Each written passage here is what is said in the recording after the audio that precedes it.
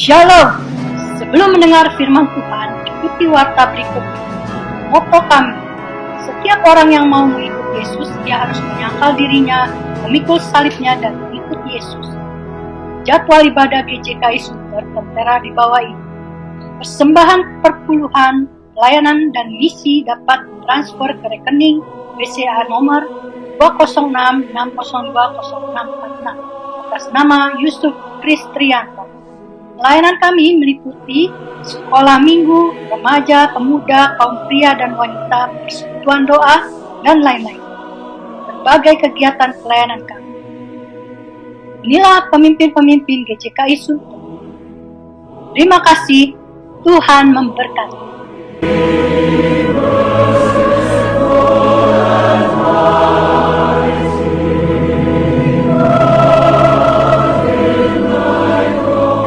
Saudara-saudara kekasih di dalam Tuhan Yesus Kristus. Pagi ini kita sudah berada di awal bulan September tahun 2021. Tidak terasa waktu berjalan terus dan kita sampai kepada bulan September ini. Pagi ini kita akan mengadakan ibadah perjamuan kudus di awal bulan September untuk diingatkan kembali akan pengorbanan Yesus di kayu salib. Mari saudara, kita siapkan hati dan pikiran kita untuk beribadah. Kita saat teduh sejenak.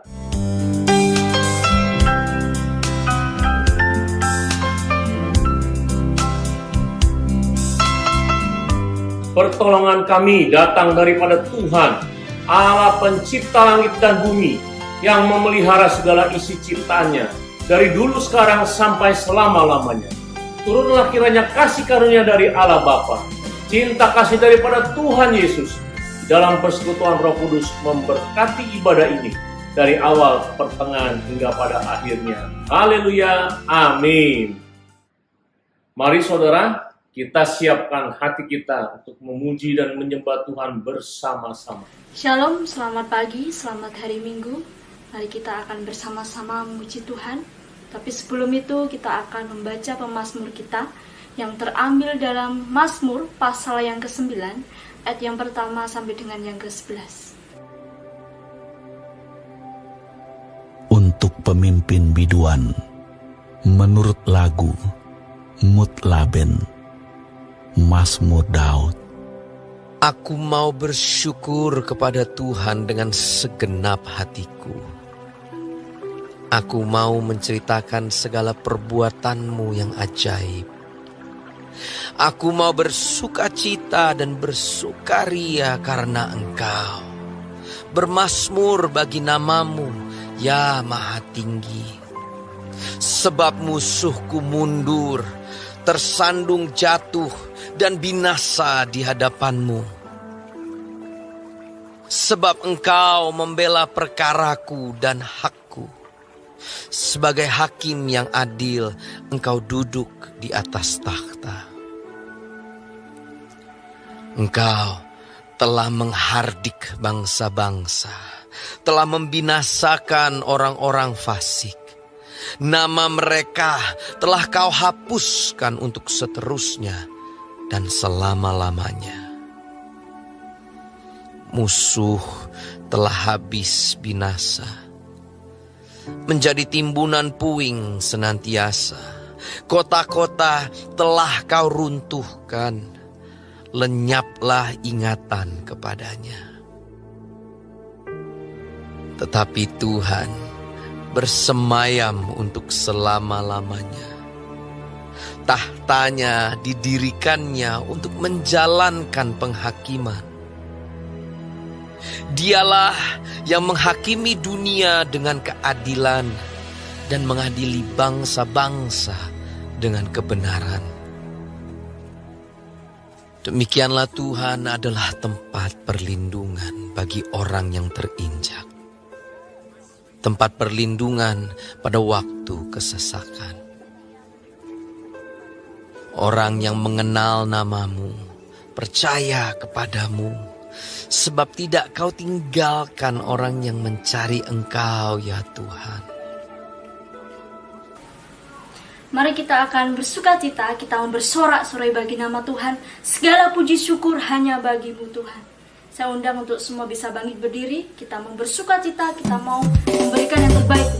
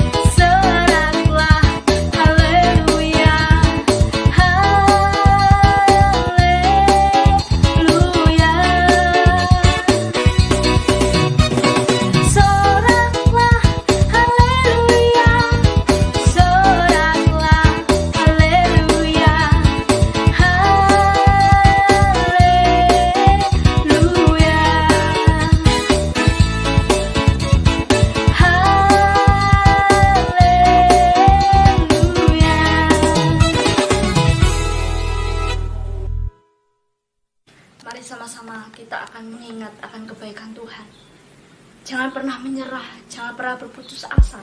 Tuhan pasti akan memberikan kekuatan kepada kita, apapun yang kita hadapi saat ini. Kita mau bersama-sama pujikan, jangan pernah menyerah.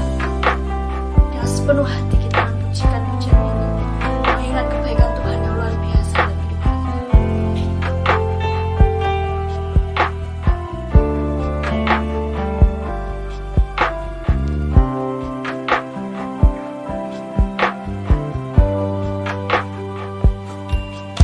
Tuhan tak pernah janji langit selalu biru, tetapi Dia berjanji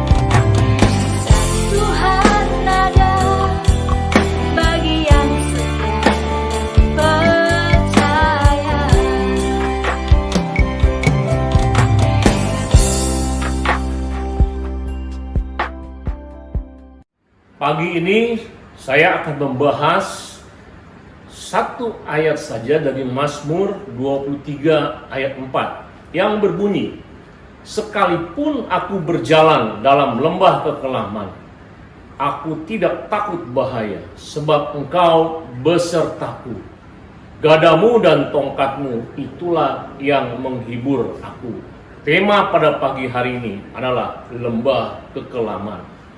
Saudara, kalau melihat konteks ayat ini bicara tentang sang gembala yang selalu menjaga domba-dombanya, walaupun dalam keadaan apapun. Pertanyaannya adalah, mengapa domba-domba tersebut harus menuju lembah? Saudara, karena di lembah itu terdapat danau air yang jernih airnya. Ingat, air sungai selalu mengalir dari bawah sampai ke tempat yang rendah dan berkumpul di sana. Di lembah tersebut, domba-domba dapat menghilangkan dahaga mereka dengan sepuasnya. Ternyata keadaan di lembah itu pun diketahui oleh pemangsa domba seperti serigala, singa, dan lain-lain. Sang pemangsa biasanya sembunyi di balik batu atau semak untuk menerkam sang domba dikala domba tersebut sedang minum air. Peran sang gembala lah yang menentukan keselamatan domba-domba tersebut. Karena gembala tersebut diperlengkapi dua alat, yaitu pertama tongkat, yang kedua gada. Tongkat berfungsi sebagai alat pengait jika domba tersebut keluar dari jalur yang disiapkan dan diperhatikan gembala. Sedangkan gada adalah alat yang mematikan yang dilempar gembala jika ada pemangsa yang mendekat. Karena domba merasakan perlindungan sang gembala lewat tongkat dan gada, domba-domba tersebut tidak takut dan menjadi tenang.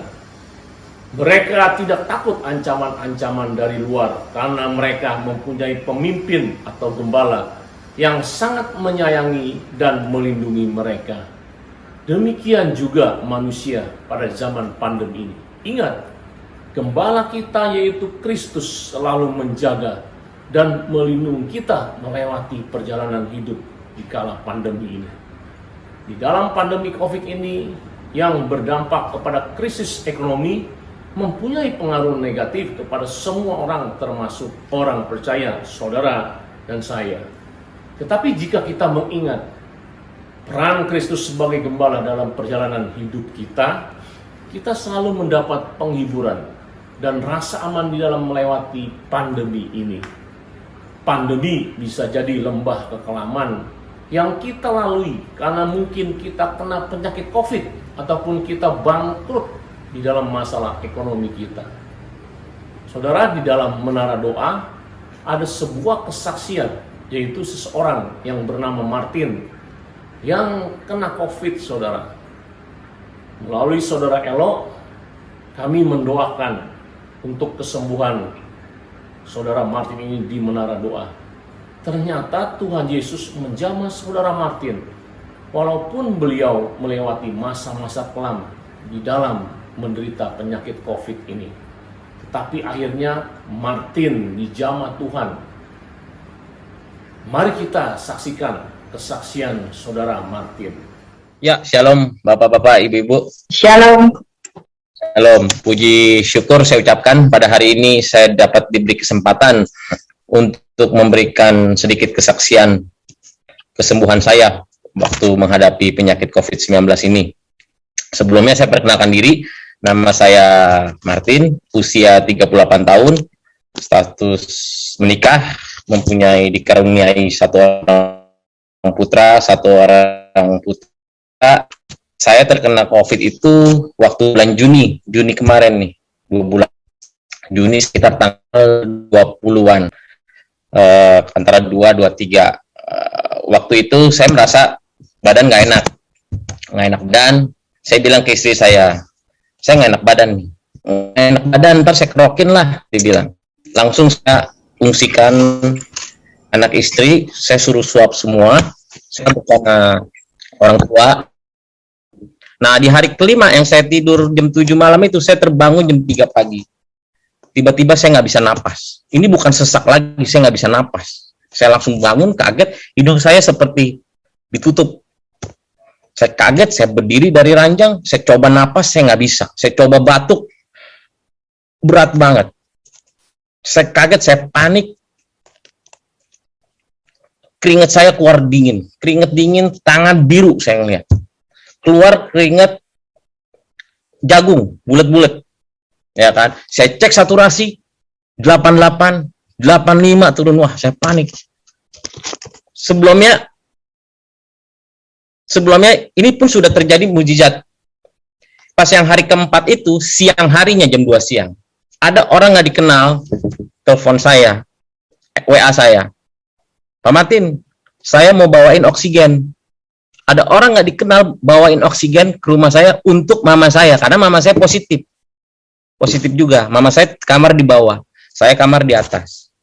Oke, jadi saya terima. Ternyata orang yang tidak dikenal itu dikenalin juga punya temannya saudara sepupu saya. Jadi saudara sepupu saya kenalin, oh saudara saya kena COVID nih, ada oksigen nggak? Jadi dia telepon saya, orang yang dikenal ini bawain oksigen yang sekitar setinggi 1 meter lah.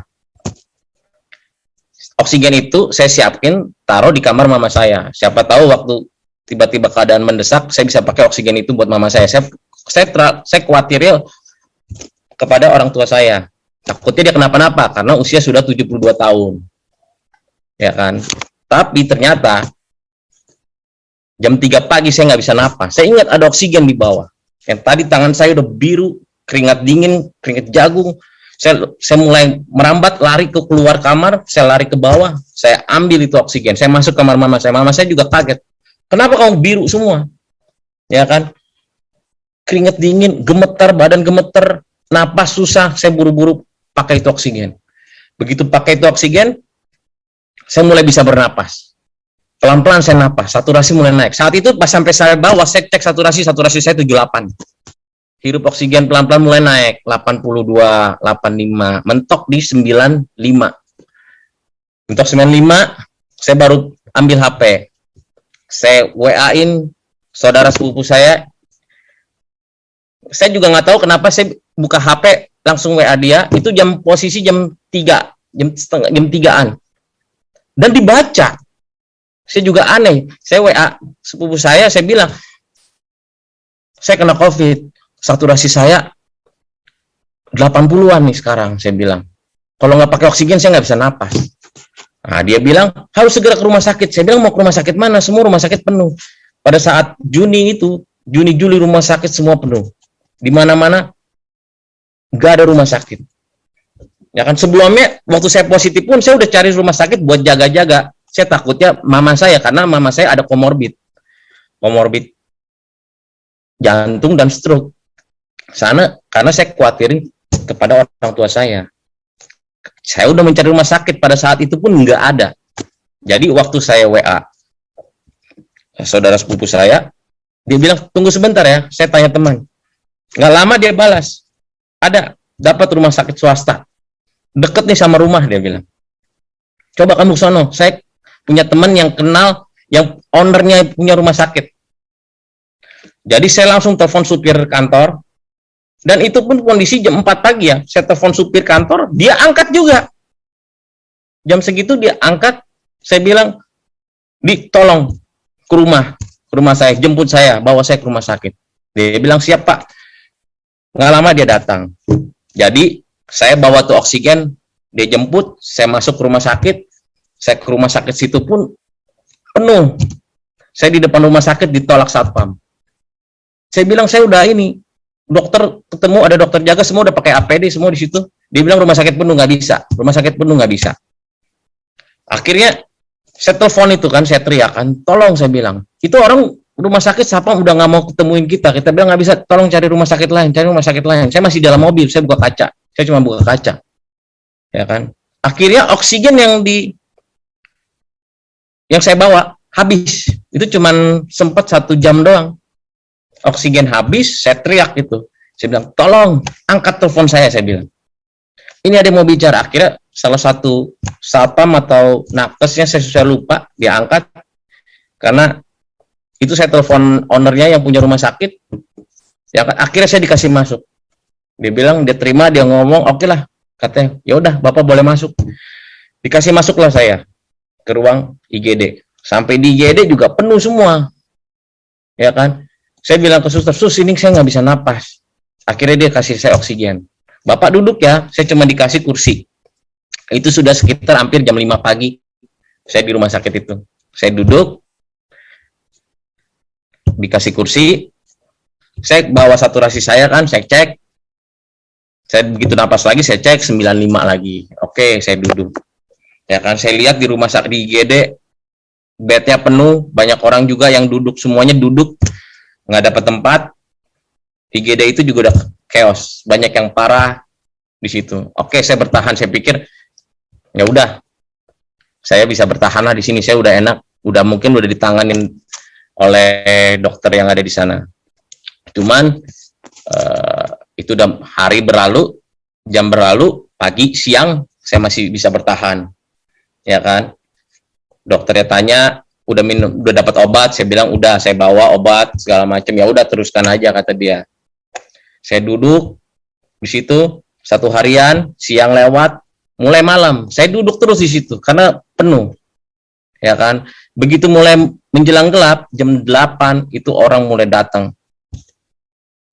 Puluhan orang datang, semuanya teriak-teriak minta tolong, minta oksigen, semuanya nggak ada, penuh, semua ditolak-tolakin, ya kan. Di situ sampai jam 8 sampai jam tengah malam orang datang. Itu saya udah duduk sekitar lebih hampir udah 16 jam saya duduk kan, dari pagi ya saya duduk, saya cuma duduk di kursi doang, di kursi dengan bukan kursi yang ada busanya juga, kursi keras. Tengah malam saya udah nggak kuat, duduk saja saya udah nggak kuat, itu pantat sakitnya minta ampun. Jadi saya geser kursinya, saya duduk di lantai juga sakit, jadi akhirnya saya rebahan di lantai IGD. Karena saya duduknya di lorong kan sempit, sekitar lebar cuman kurang lebih 1 meter, dan di pinggir tembok pun banyak alat-alat, ada oksigen, ada alat-alat nakesnya di situ. Jadi saya agak tiduran di lantai itu, jorok agak ke tengah. Orang lewat tuh lalu lalang tuh, ya lewatin kaki saya aja, saya udah nggak bisa nengkuk kaki. Di situ saya pikir, aduh, saya udah nggak kuat. Saya udah WA ke teman, ke ini, tolong, WA ke saudara saya juga, tolong cari rumah sakit lain. Saya udah nggak kuat ini, saya bilang. Ya kan, dia bilang sabar.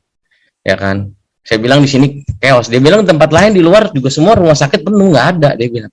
Jadi saya di situ cuma dapat infus sama oksigen. Udah, that's it. Ya kan? Saya juga nggak bisa nyalahin nakes, saya emang di situ keadaan di IGD situ chaos. Semua teriak-teriak, ada yang batuk berdarah, ada yang nangis, ya kan? Jam 12 malam lebih horor lagi. Datang lagi orang rame-rame semua di depan, sampai dokter sudah tutup aja, dia bilang. Rumah sakit tutup gerbang, jangan terima lagi. Itu orang udah ada yang digotong, pakai kursi roda, udah ada yang angkut, semua ditolak, semua minta oksigen, nggak ada oksigen, ya kan. Saya sampai nggak berani ngeliat, istilahnya saya masih muda, saya nengok ke kiri kan, saya ngeliat mereka semua pada teriak-teriak nangis. Saya nggak tega, saya nengoknya ke kanan aja, saya ngadep tembok, saya cuma denger aja rintihan mereka semua teriak-teriak, semua nangis. Itu suasana mencekam yang ada di IGD, ya kan. Jam berlalu, udah jam 2, jam 3, saya juga tidak bisa tidur. Saya kembali lagi duduk lagi di kursi itu. Jadi total saya duduk hampir 45 jam saya duduk. Tanpa tidur, tanpa cuman minum aqua doang. Di situ saya udah hampir nggak kuat. Saya bilang tolong, saya WA lagi kan ke saudara saya. Tolong, saya udah nggak kuat, saya bilang. Saya bilang tolong keluarin saya dari sini. Saya bilang di sini horor, di sini mental saya udah jatuh. Waktu pagi-pagi yang hari pertama saya masih kuat, saya duduk aja masih santai. Tapi udah menjelang esok harinya, di situ saya udah nggak kuat. Ya kan, saya berdoa lagi, Tuhan tolongin Tuhan. Saya bilang saya udah nggak kuat. Saya bilang saya nyerah nih. Ya kan, saya udah nggak tahu mesti gimana. Saya megang HP aja saya juga udah nggak kuat. Akhirnya saudara saya WA, Tin, tenang. Saya sudah ngomong sama orangnya. Bentar lagi kamu naik, dia bilang. Ya udah. Saya agak jadi kuatan lagi nih. Saya dapat tenaga lagi nih. Oke, bentar lagi saya naik. Nggak lama, susternya pindahin saya ke bed. Saya dapat bed. Jadi sudah sekitar 45 jaman lah saya duduk doang. Sama tiduran, paling tiduran di lantai. Antara duduk, tiduran. Dan itu saya tidak tidur. Saya dapat bed. Saya bisa rebahan. Tapi saya juga tetap aja nggak bisa tidur. Saya cek demam saya udah nggak ngerasain itu demam. Sebenarnya sebelumnya itu setiap 4 jam tuh saya minum Panadol. Waktu di bed saya, begitu ada nakesnya lewat, saya bilang, "Sus, tolong cekin dong temperatur saya." Temperatur saya ternyata 39,5. Itu pun saya udah nggak ngerasain. Saya ngerasanya kayak baik-baik aja, tapi dicek 395. Akhirnya saya ambil lagi Panadol. Nggak lama, saya masih bertahan. Akhirnya dokter yang di sana bilang, udah jam 2 pagi kan itu. Ini hari kedua ya, udah jam 2 pagi. Dia bilang, Pak Martin siap-siap ya, bentar lagi Bapak naik. Saya di situ bersyukur nih. Saya bentar lagi naik ke atas. Ya kan? Saya naik ke atas. Saya bilang, saya ke WC dulu ya.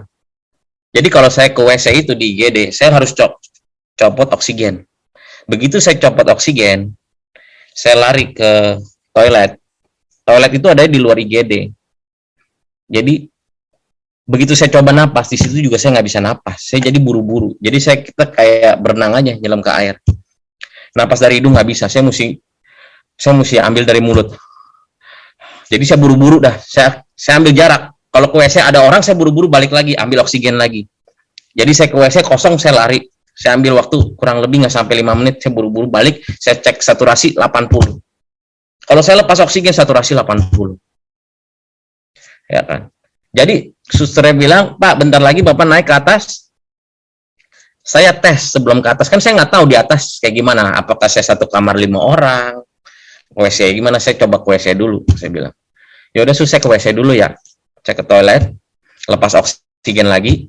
Saya coba napas normal. Nggak bisa juga. Saya buru-buru kencing. Saya balik, saya cek saturasi. 80-an juga, 82, 8 ini saya buru-buru pakai oksigen lagi. Saya bilang, aduh, ini saturasi kok nggak naik-naik. Tapi ya nggak apa-apa lah, saya pikir saya di atas, mungkin saya lebih baik, saya dirawat di atas. Singkat cerita, oke Pak, siap Pak. Bapak naik ya. Saya didorong kursi roda, oksigen saya diganti yang portable, yang kecil, biar bisa dibawa ke kursi roda. Saya naik ke atas. Dalam perjalanan di lift, saya tanya, Sus, di kamar saya berapa orang? 2 kamar Pak, sama Bapak 2 kamar. Oh jadi cuma 1, saya legaan deh. Oh berarti ada saya 1 ya Pak, kamar mandi di dalam. Saya tenang, karena nggak terlalu, mungkin saya karena di IGD begitu banyak orang, banyak yang meninggal di depan saya, banyak yang nangis-nangis, teriak-teriak di situ. Di situ mental saya udah jatuh, drop. Saya pikir saya ke kamar, saya lebih tenang, saya bisa istirahat. Begitu saya masuk kamar, di situ ada 1 pasien, sudah pakai ventilator. Di situ pukul kurang lebih hampir jam 3 pagi. Saya naik, masuk, pasien pakai ventilator, tapi dia ambil oksigen dari ranjang saya, ranjang yang kosong. Ada bed yang kosong kan, di atas kita tuh ada oksigen.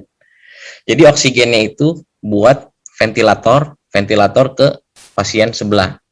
Jadi yang oksigen dia pun masuk ke hidung, ventilator masuk ke mulut. Saya masuk, saya didorong ke ranjang saya tanya suster ya, Sus, oksigen saya gimana nih? Bentar ya Pak, katanya. Bapak duduk dulu di sini. Dia bilang, kita coba dulu, tes dulu. Saya bilang nih, oksigen dipakai pasien sebelah. Ya kan, kita cek saturasi dulu ya Pak. Begitu saya dicek saturasi 95.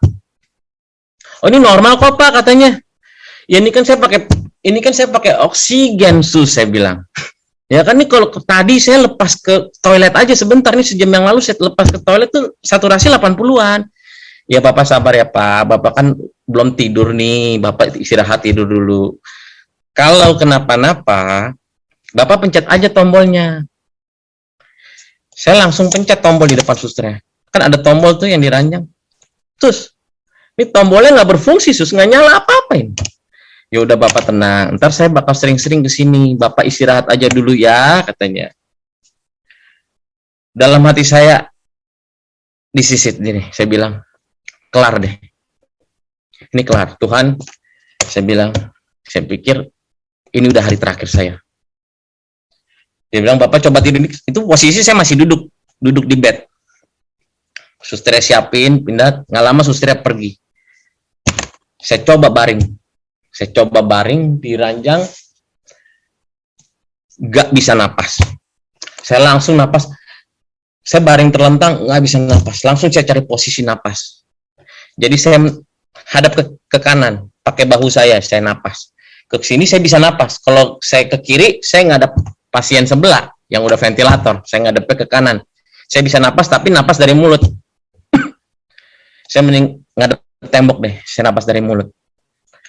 Saya coba napas, saya coba hidup dari hidung, nggak dapet. Saya napas dari mulut, dapat.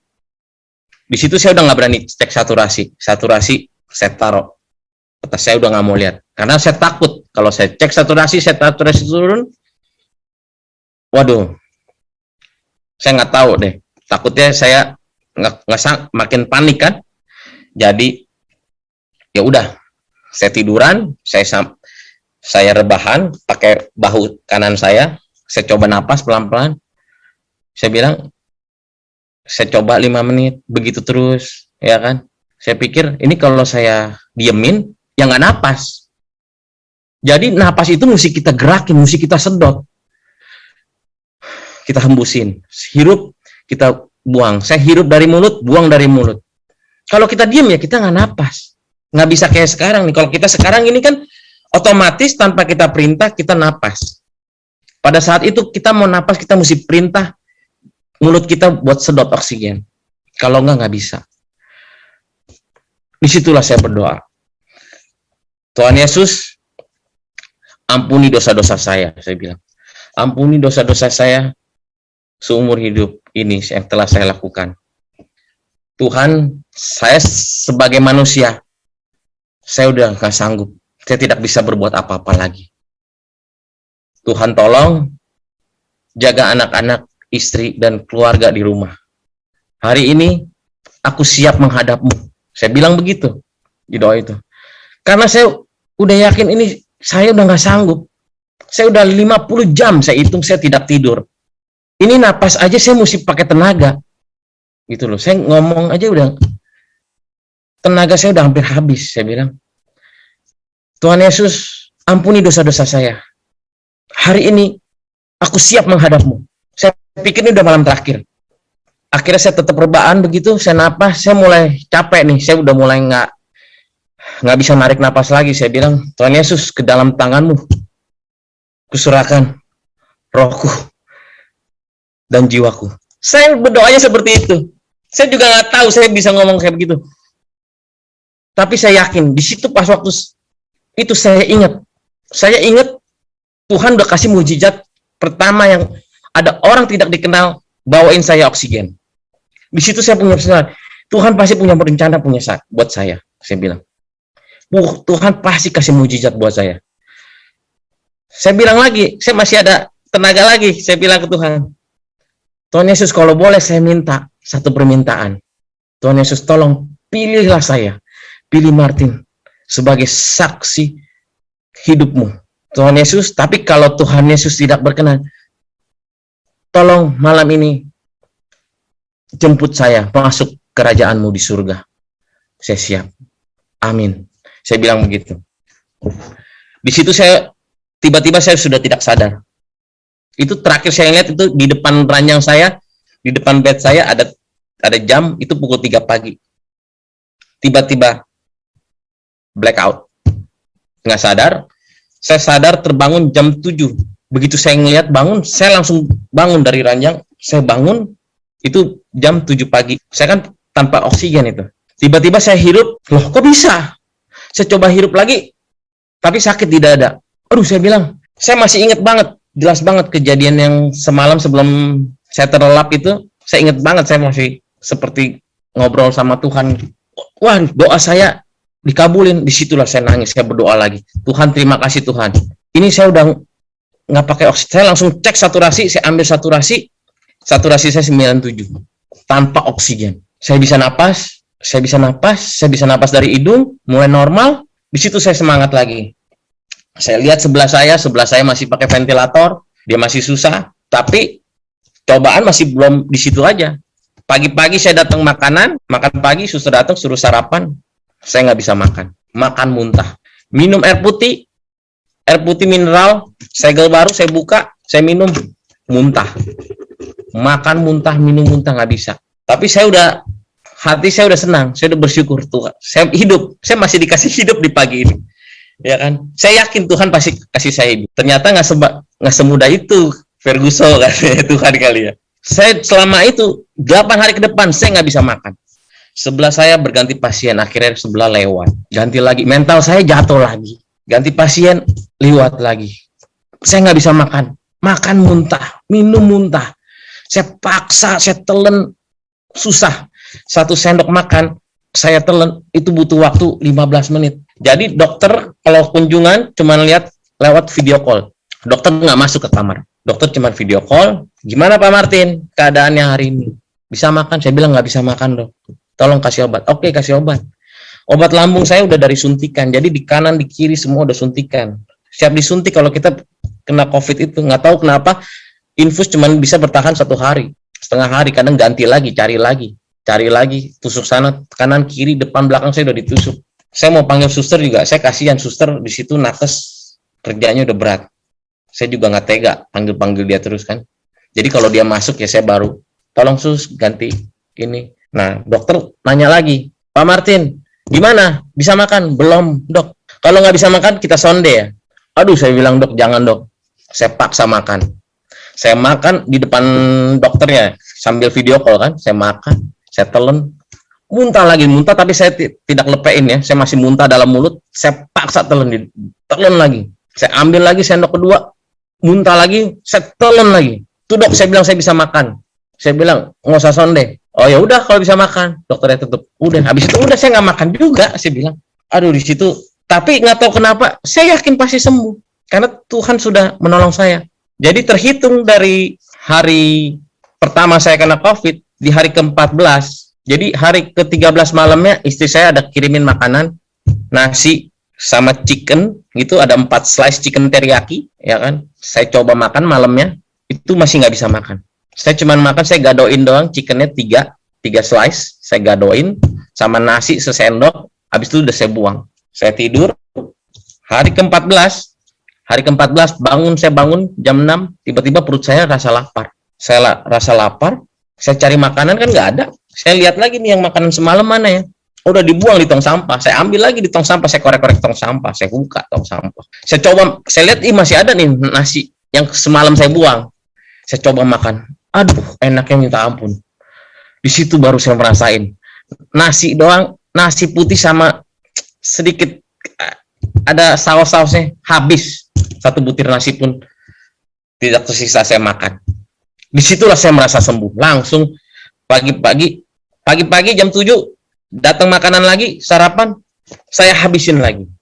Saya langsung telepon istri saya, tolong kirimin makanan. Saya udah sembuh. Siangnya dokter bilang, Pak Martin gimana? Gimana keadaan hari ini? Saya sudah sembuh dok, saya bilang. Sembuh kata dia. Saya udah makan 4 kali dok, saya bilang. Saya bilang saya mau pulang. Malam ini saya mau pulang dok. Oke, kalau mau pulang kita tes darah dulu ya, dia bilang. Ya udah dok, saya bilang saya nggak takut, saya udah makan 4 kali nih.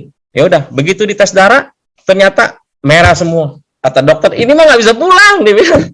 Ini masih harus dirawat. Ini hasil darahnya semuanya bintang semua, semuanya masih tinggi. Tapi kalau mau pulang ya, bapak tanda tangan. Resiko ditanggung sendiri. Yang bapak juga tahu di rumah sakit di mana-mana penuh. Kalau bapak sudah pulang mau balik lagi kemungkinan tidak bisa, dia bilang. Jadi saya bilang, ya udahlah dok, nggak apa-apa dok. Kemarin aja saya bertahan, sekarang sudah makan, saya pasti bisa. Sebelumnya saya juga tadi lupa kelewatan, saya belum infoin. Awal saya COVID, saya ronsen, pneumonia saya masih di bawah.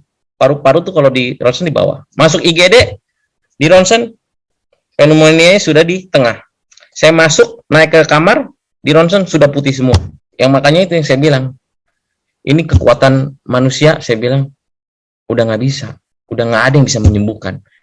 Mau siapapun, dokter siapapun juga udah nggak bisa menyembuhkan. Saya ngelihat di situ depan mata orang meninggal, jatuh, semuanya.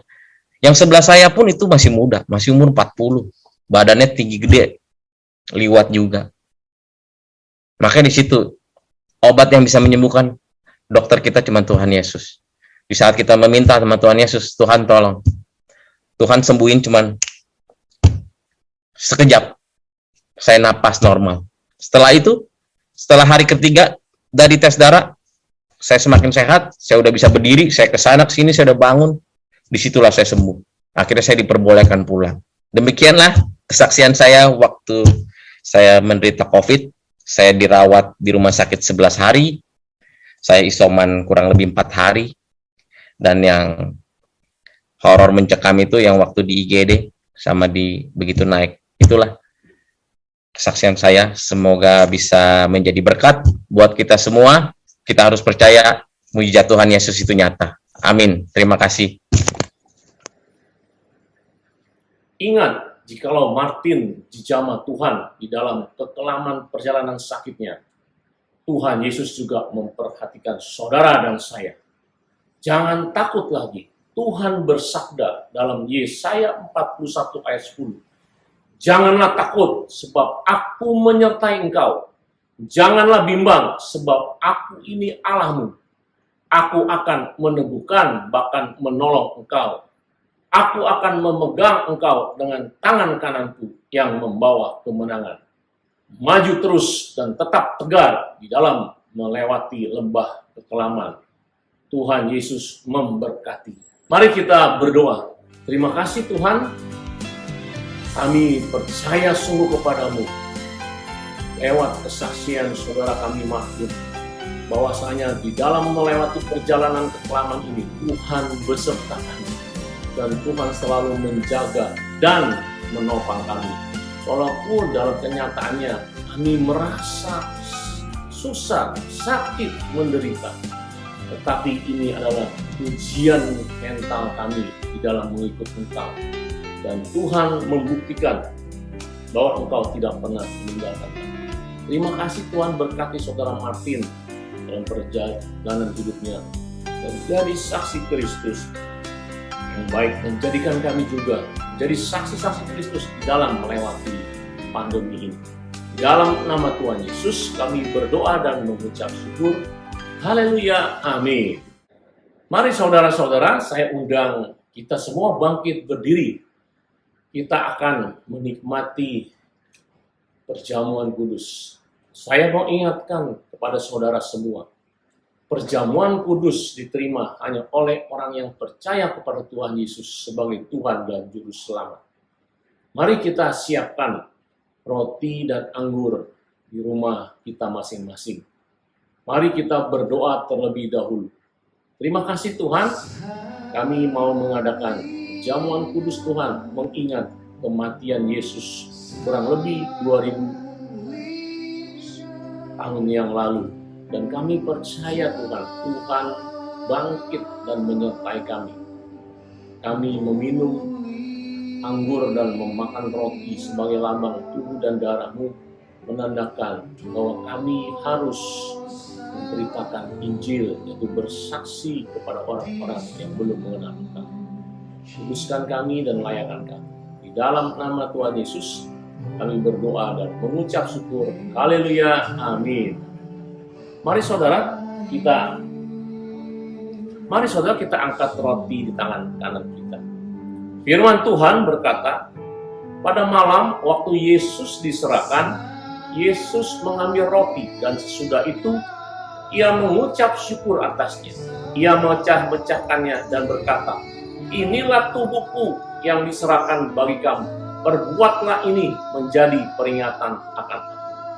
Mari kita makan roti ini di dalam nama Tuhan Yesus.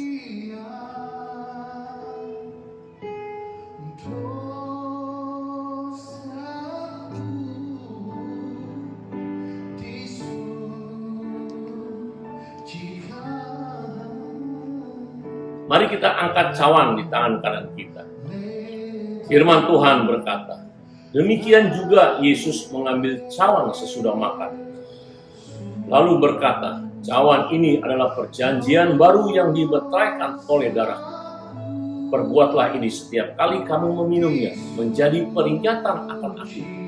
Sebab setiap kali kamu makan roti ini dan minum cawan ini, kamu memberitakan kematian Tuhan sampai Ia datang. Mari kita minum anggur ini dalam nama Tuhan Yesus.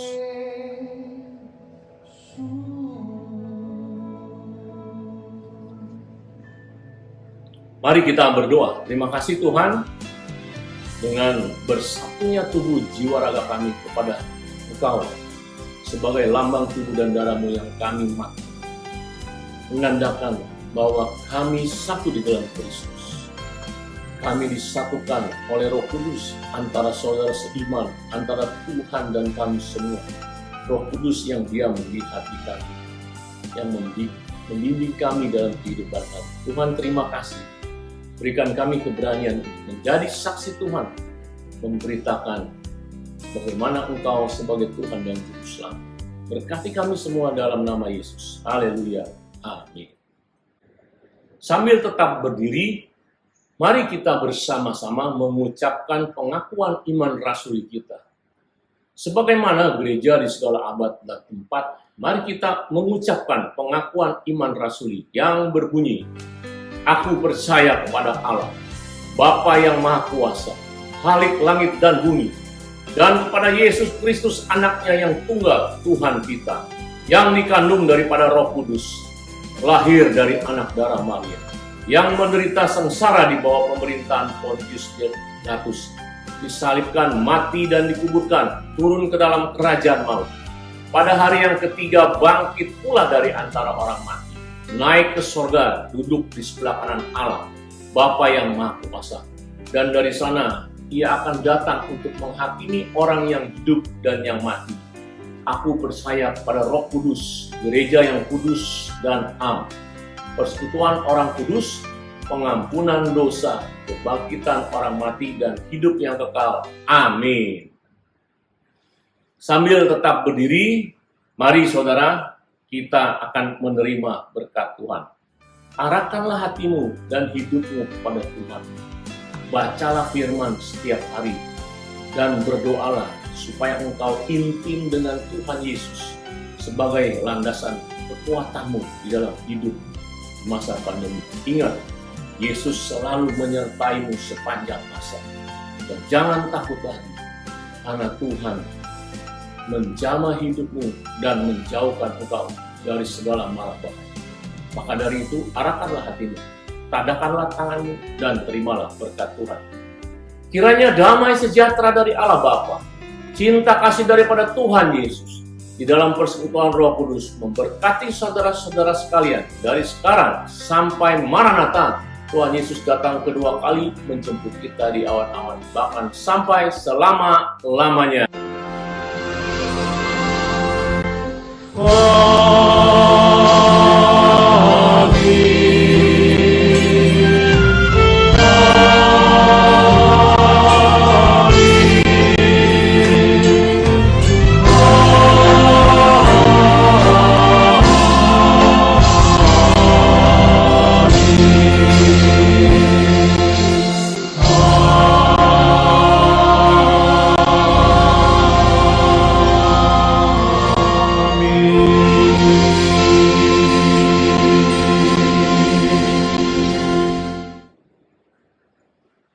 Silakan duduk saudara. Sebelum mengakhiri ibadah perjamuan kudus ini, perkenankanlah saya mewakili hamba Tuhan dan diaken GJKI Sunter mengucapkan selamat ulang tahun untuk Ibu Susanto tanggal 3 September. Selamat ulang tahun Ibu Susanto, Tuhan memberkati. Mari kita bawa Ibu Susanto di dalam doa. Tuhan, terima kasih Tuhan Yesus. Kalau pada tanggal 3 September, Tuhan menambahkan usia 1 tahun pada Ibu Susanto. Kami berdoa, berikan kesehatan, memberikan hati yang gembira di dalam hidupnya, khususnya di perpanjangan usia ini. Tuhan masih memberi kesempatan untuk Ibu Susanto dalam mengikut Engkau dan menjadi saksi yang baik. Tuhan mengetahui segala persoalan problem dalam hidupnya, bukakan jalan dan Tuhan tambahkan iman dan tumbuhkan imannya supaya dia selalu membaca merenungkan iman dan selalu intim dengan Tuhan. Berkati seluruh keluarga, baik anak, cucu, mantu, Ibu Susanto, sebagai suatu kesaksian, sebagai keluarga besar daripada Ibu Susanto. Dalam nama Tuhan Yesus kami berdoa dan mengucap syukur. Haleluya, amin. Terima kasih saya ucapkan untuk Anda yang masih tetap sabar dan bersama-sama beribadah pada pagi hari ini. Sebelum berpisah, mari kita berdoa syafaat. Doa syafaat dilakukan di rumah Anda masing-masing bersama keluarga Anda. Pokok-pokok doa syafaat. Yang pertama, saya mengingatkan tema tahun 2021, yaitu fokus kepada visi dan keluarga. Kita doakan supaya kita ini bergerak, bersaksi di dalam hidup kita, dimanapun kita berada. Juga supaya keluarga kita satu saling mengampuni dan saling bertumbuh di dalam iman percaya Yesus. Yang kedua, kita doakan bangsa dan negara, Presiden Jokowi dan menteri-menterinya di dalam mengatasi segala krisis yang terjadi di dalam negara Indonesia ini, baik krisis COVID, krisis ekonomi, krisis teroris, krisis bencana alam, dan lain sebagainya. Saya percaya Tuhan selalu membimbing kita semua sebagai bangsa Indonesia apabila kita bergantung kepada Dia. Yang kedua, kita berdoa untuk GJKI Nasional, GJKI Agape, dan GJKI Sunter. Ya, doakan setiap hamba Tuhan, para majelis, dan juga jemaat-jemaat yang dalam keadaan masalah yang tak terpecahkan. Tadi firman Tuhan berkata bahwa melewati masalah Tuhan beserta kita. Saudara, setiap hari Senin sampai Jumat, GJKI Sunter mengadakan menara doa supaya untuk menjangkau jiwa lewat pintu pemulihan dan pintu kesembuhan. Saudara bisa bergabung jam 6 sore dan mengajak kawan-kawan Anda supaya mereka dijamah Tuhan. Setelah itu kita akan sharing kelompok. Sharing kelompok menjawab pertanyaan di bawah ini. Yang pertama, apakah Anda sedang berada di lembah kekelaman saat ini? Yang kedua, bagaimana Anda bisa melewatinya? Yang ketiga, berkat apa yang saudara dapat dalam khotbah dan kesaksian pada hari ini? Terima kasih untuk saudara yang sudah mengikuti perjamuan kudus pada pagi hari ini. Saya percaya berkat Tuhan mengalir kepada saudara.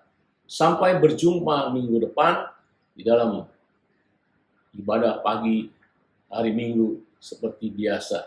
Tuhan memberkati. Shalom.